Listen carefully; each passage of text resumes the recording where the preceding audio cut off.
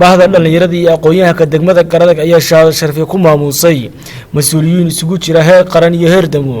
oo ugu horeeyay xogayaha guud ee golaha wakiilada Cabdirasaaq Siciid Ayaale maayirka degmada Garadag Faarax Aadan Ciise xildhibaan Cali Jaamac Cabdi oo kamid ah golaha deegaanka degmada Garadag kuwooda ugu firfircoon ee dhiirigeliya dhalinyarada iyo sidoo kale maamulaha wasaaradda dhalinyarada iyo ciyaaraha Maxamuud Xirsi Axmed waxaana ugu hore halkaasi ka hadlay qaar kamid ah dhalinyarada shahaadooyinka bixinaysay waxaana kamid ah hadaladoodii sida la sheegay dhalinyarada degmada Garadag waxay guddoonsanaysaa 4 mas'uul oo ayagu garteen anigu waxaan ka hadlayaa labada shahaado ee sportiga ku saabsan maadaama aan ahay sportiga degmada Garadag ka soo jeeda gudoomiyaha sportiga waxaan guddoonsanaynaa shahaado sharaf waxaan kale guddoonsanaynaa xildhibaanka golaha deegaanka degmada Garadag xildhibaan Cali Jaamac Cabdi oo ah xildhibaanka qori la shaqeeyay sportiga waxaanu ka ciyaarnay 6 gobol oo gobolada Soomaaliland xildhibaankaas waxa ninkii gacanta nagu hayay 6 gobol aan ka soo ciyaarnay waxaan kale shahaadada afraad guddoonsanayna xogayaha golaha wakiilada Jamhuuriyadda Soomaaliland xogayaha Cabdirasaaq Siciid Ayaale oo uga mas'uul noqonayo maayirka degmada Garadag mudane Faarax Aadan Ciise dhiirigelinayna mid walba shaqada uu hayo inuu halka ka sii wado oo deegaanka iyo bulshada labadaba uu si dardargeliyo lambar 1 maamulkii degmada Garadag oo ay dhalinyartu garatay shahaado sharaf runtii waxaan leeyahay shahaadadaas iyo kuwa kaleba waa leedihiin iminkana waxay ku jiraan tartan labaad tartanka labaadna waanu idin rajaynaynaa oo cid kale aanu idinka dooranaba inaan jirin baan u malaynaya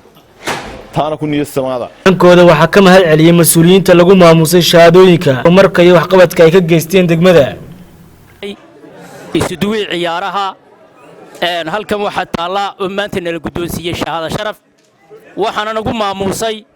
dhalinyaradii degmada waxaan leenahay jazakallahu khayr ciidanaya dhalinyarada reer Garadag oo aniga si gaar ah igu maamusay sporti ahaan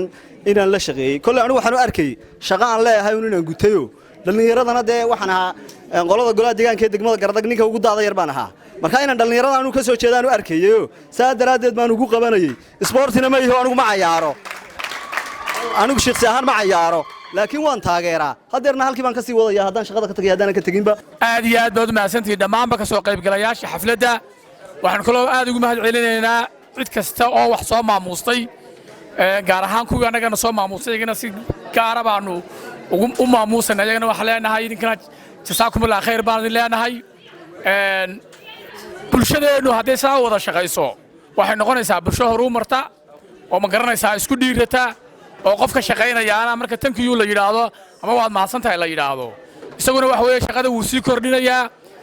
dadka inta gartayna ama garashadana aad iyo aad baan iyadana u taageeraynaa gunaadka xafladda waxaa shahaado sharaf la guddoonsiiyay maayirka degmada xildhibaan Cali Jaamac Cabdi maamulaha wasaaradda dhalinyarada iyo ciyaaraha Maxamuud Xirsi Axmed waxaana sidoo kale halkaasi maayirka degmada Garadag uu shahaado sharaf ka guddoomiyay xogayaha golaha wakiilada Cabdirasaaq Siciid Ayaale qaar kamid ah dhalinyarada soo abaabushay shahaado sharaftani Cabdi Salaad Jaamac wararka telefishinka Sahan degmada Garadag.